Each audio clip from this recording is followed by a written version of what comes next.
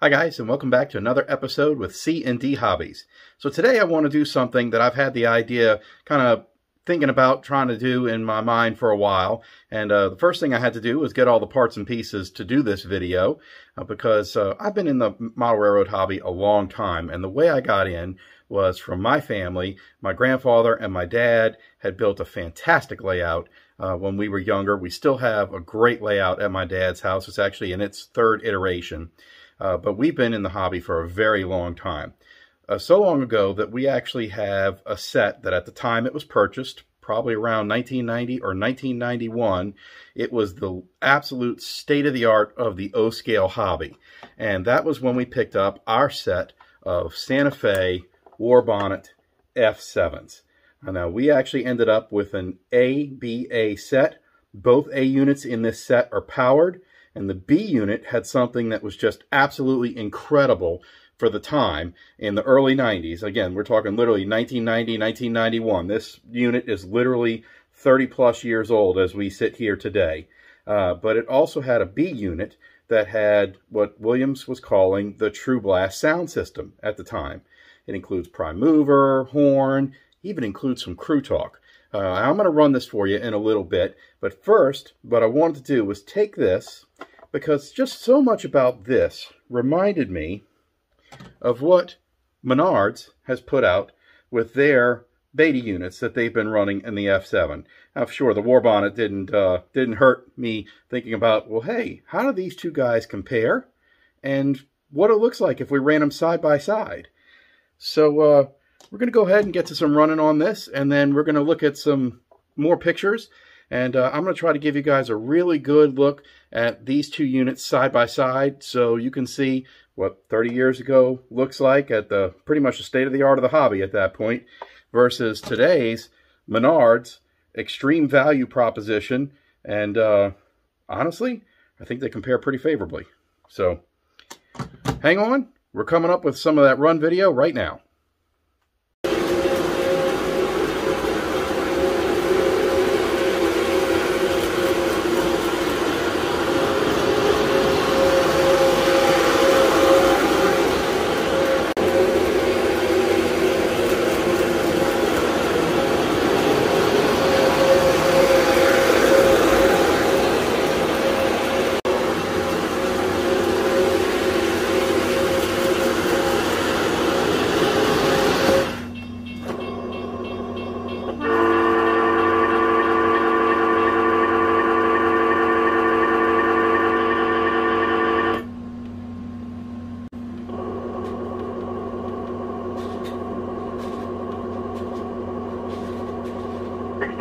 Departing. 1648,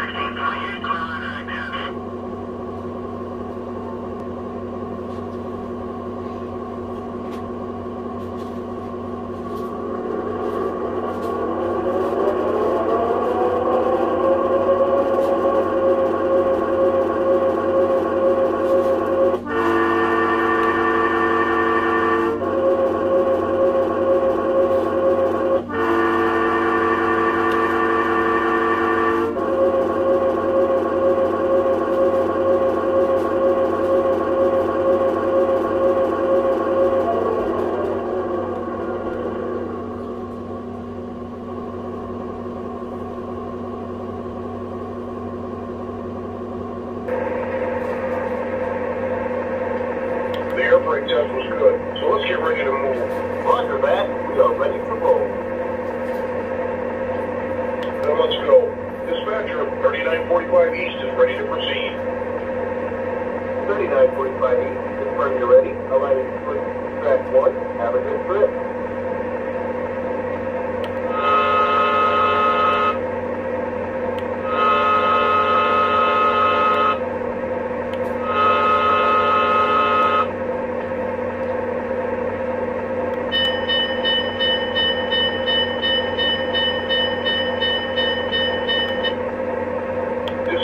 I see the signal has gone from red to green. We are moving. Yeah, the signal is green.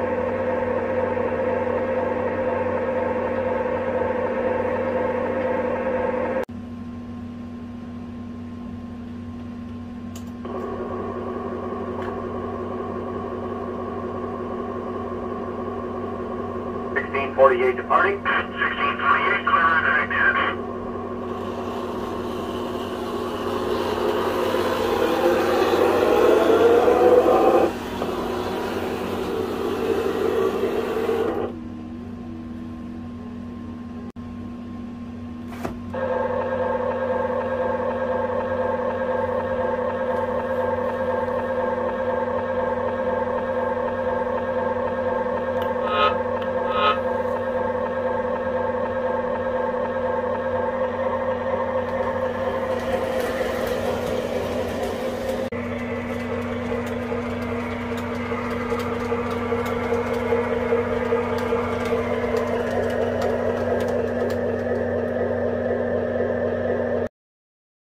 So here we are. Let's do our comparison between the two of these. And the first thing that jumps out is Menards absolutely captured the essence of the classic EMD Bulldog nose.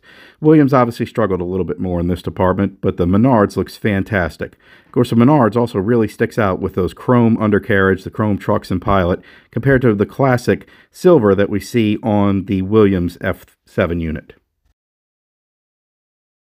Next, we'll look at the top-down view here, and you can really see, first off, the Menards unit is slightly longer than the Williams. You can also tell that in some ways there's not as much detail on the Menards as there is on the Williams, speaking specifically of those air grills right behind the engineer's part of the cab. Of course, the Menards has done some improvement. The exhaust ports are obviously better represented on it compared to the Williams. Moving on to a view of the engineer side of the locomotive, you can see where Menards has again done a great job capturing the detail. Especially those chrome trucks really stand out with how much more detail there is as opposed to the Williams where it's kind of more of a suggestion.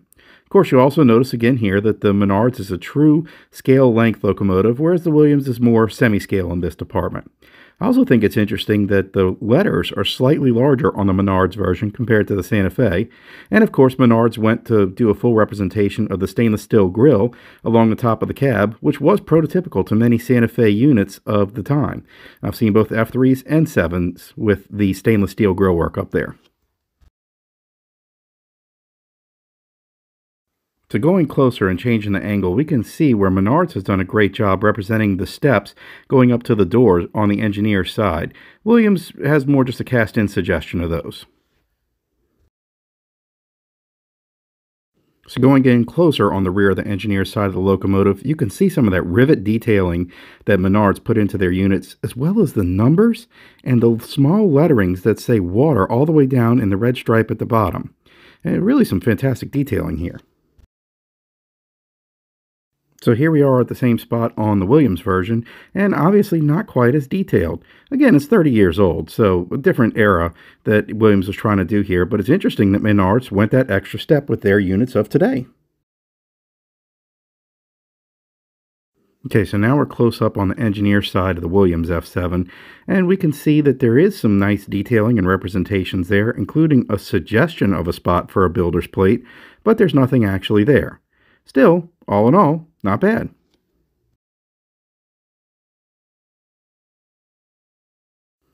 Going back to the Menards now, we can see that there's the suggestion of a builder's plate, not legible obviously, but a bit more detail than what we saw on the Williams before. We see the stainless steel plates inside the engineer's step and right on the bottom of the engineer's door, and even the F to signify that that is the front end of the locomotive that wasn't on the Williams version. Again, Menards stepping it up. So moving to the back of the locomotives, we see Menards not only has the door with the porthole, that porthole doubles as your reverse headlamp when the locomotive is moving in reverse. We also see that Williams is being true to the reproduction of a post-war Lionel F unit, and so there's a little bit less detailing back there. Not bad, neither one of them, but of course we see once again Menards has gone that extra step to try to add something. Now, for all my praise of the Menards unit, this is definitely also my biggest criticism. Inside, we have plastic gears that power the axles of the locomotive, both on front and rear. Just have concerns for the longevity of that. So far, so good, but I concern that 30 years from now, is it still going to be running like this? So this was really tough to show on camera. I never could get a good angle to show the metal gears inside the Williams trucks. But they're there, and the proof is in the pudding. As you just saw, 30-year-old locomotives tearing around the layout just as if they're new out the box, no problems at all. So there's something really to be said for those metal gears and the reliability of the old Williams engines. So now we're looking at the underside of the locomotives. And look, I know there's a lot of opinions out there about the chrome undercarriage on the Menards, and I don't want to get too far into that. That just goes down into, it gets too far into the weeds. I'll just say that it really stands to highlight the amount of detail and work and effort that they put into building out the undercarriage of their locomotive. Obviously, there's not a whole lot of difference between these two underneath, other than the overall length. The biggest interest thing that I found here is that the Menards, of course, has traction tires. Well, if you look on the Williams, the traction tires aren't missing. It never had traction tires to begin with. The Williams is a heavier locomotive and relies purely on adhesion to get the trains up and going. Of course, it helps that both A units are powered and working together to move trains around, but I just thought it was interesting. No traction tires there, no magnet traction, pure adhesion between the rails and the wheels to get it going. And lastly, I just thought this was interesting. This is the box for at least the two A units on the Williams train.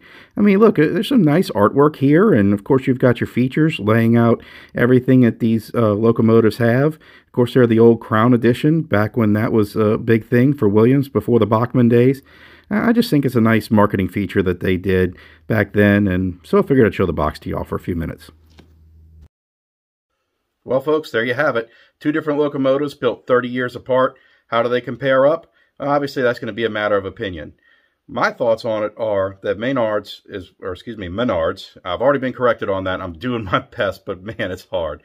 But I think Menards did a great job building their locomotive, especially for the price point that they're charging for them.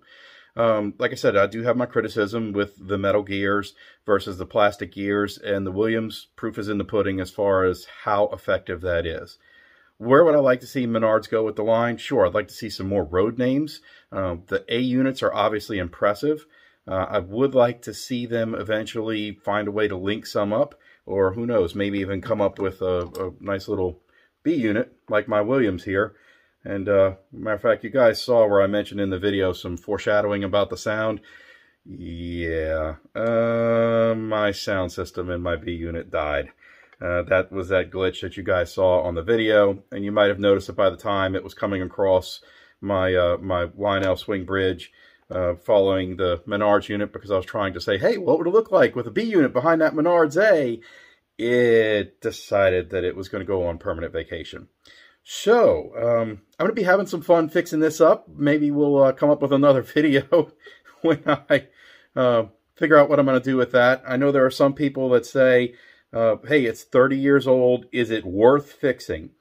You know, the answer is this unit is 30 years old, yes, but it is my dad's. I talked to him about it. I told him exactly what happened, was very honest, that it stopped working while I was using it, and it's my fault because I was using it. And he laughed at me and said it's 30 years old. And he knows that I know how to fix these things and I take care of them. So if something happens, unfortunately, it was just at the end of its lifespan.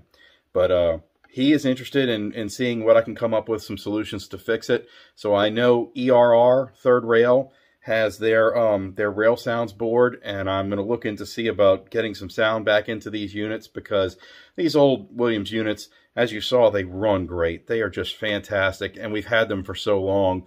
To us, it's, look, I hate to make the comparison, but in some ways, it's every bit like a 2343 post-war Lionel to some folks.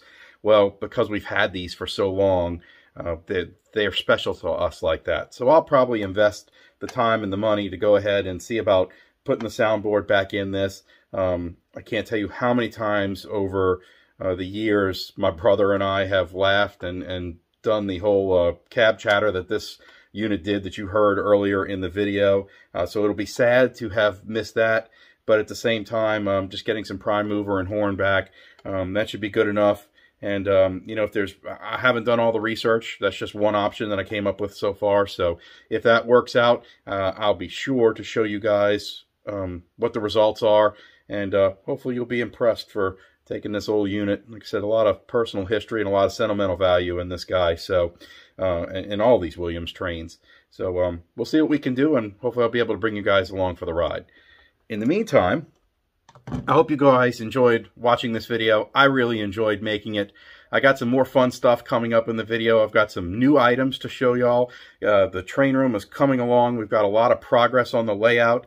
And if I tried to show you it right now, even from what you guys saw in the video, I can't, because it's a total mess, because I've got several projects in the works trying to build things out. But hopefully soon I'm going to get another layout video up for you guys. And in the meantime, I'm going to show you some of the expansions I've been lucky enough to make to the fleet. Mrs. C&D Hobbies was very gracious and gave me my Valentine's present actually yesterday, or at least let me go pick up my Valentine's present. And I picked up something that I really liked, brought a new road name onto the layout that I hadn't had before. Santa was really good to me. He brought another new road name at Christmas time, and that was a fantastic package that I was able to put together for that. So I'm hoping to show you guys that in a little bit. And I don't know, if it's something that you guys are interested, let me know, and I'll try to do a video where I show you the entire fleet, maybe do a little break everything out. But slowly but surely getting more and more of my trains out and letting them run now that I actually have a spot to do that. So if you guys are interested in seeing the fleet that I've managed to assemble over my collecting years, please let me know, and I'll see about if I can't put a video together with that. And with that, guys, thank you so much. Please hit that like button, hit that subscribe button. It helps the channel. It doesn't cost you anything, but it does help the channel. I'm looking to grow this into something that I'm hoping, frankly, to use to support some of what I do here in the train room, so I can have even more material for you guys and more content. In the meantime, thank you so much to everyone who has liked and subscribed.